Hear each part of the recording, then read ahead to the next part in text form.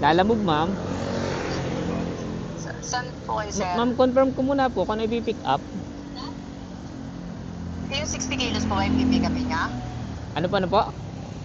Yung kay ma'am sa kay Pumbo? Hello po. Hello, ma'am. Sa Ano? kay Pumbo po ba? Wait lang, ma'am. I-check ko, ma'am, kung kanino po. Kay Bon po, ma'am. Para po kay Bon. 1,000. Hello, ma'am. Hello? Para po kay Hello Bon. po. Kay Bon. Kanina pa? Bon po, ma'am, ang receiver, ma'am.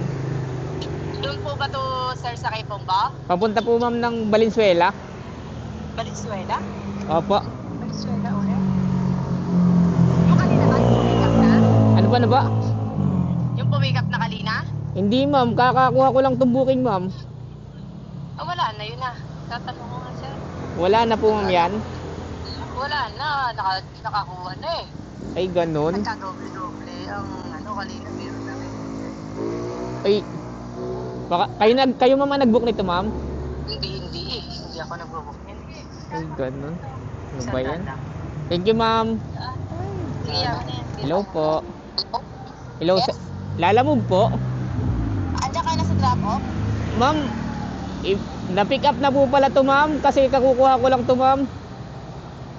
Kanina pa yung kinakasil ko yan. Bakit ka na nag-book na nag-book? Aywan ko nga po, ma'am, eh.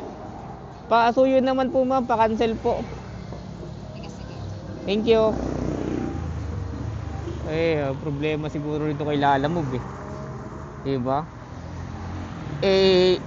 Yari ito kasi hindi ko makomplete yung isa. Pag ni-complete ko, magne-negative na ako. Problema nito kay Lalamove, eh. Abala. Tapos pag nagreklamo yung rider, mapapasama pa. Putik na yan. Ay nako, Lalamove, ayos naman. Baka naman. Hindi yung puro pakabig.